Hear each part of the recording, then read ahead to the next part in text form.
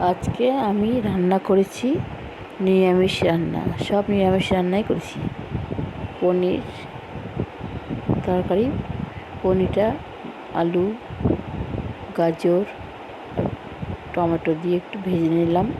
ভাজা ভাজা করে নিয়ে ওর মধ্যে এখন আমি একটু জিরে বাটা, আদা, কাঁচা লঙ্কা বাটা ছিল সেটা এখন দিয়ে দেবো লবণ হলুদ দিয়ে। একটু লবণ হলুদ দিয়ে একটু ভেজে নেব, নিয়ে তারপরে জিরে আদা বাটাটা ঢেলে দেবো, দিয়ে একটু কষা কষা করে নেব। কষে গেলেই একটু গরম জল ঢেলে দেবো।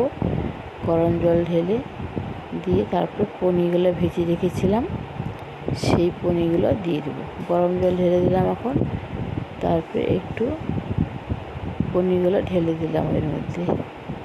সব পনির দিয়ে একটু হয়ে গেলে পরে হয়ে আসলো আমার আজকের পনির তরকারি। পনির তরকারিটা হয়ে গেল। তারপরে আমার মা এসেছিল, মাকে খেতে দিয়ে দেবো। মাকে খেতে দিয়ে দিয়েছি। এখন আজকে সব সবজি মশলা সবজি করেছিলাম, আর পনির তরকারি, ছোটো ছোটো ডুম ডুম করে আলু ভেজেছি, পটল ভেজেছি, আর মাসকলাইয়ের ডাল লাউ দিয়ে করেছি। এটা দিয়ে মাকে খেতে দিয়ে দিলাম, মাও খেতে বসে গেল। আজকে আমার ভিডিওটা ভালো লাগলে একটা লাইক, কমেন্ট ও শেয়ার করে দিবেন।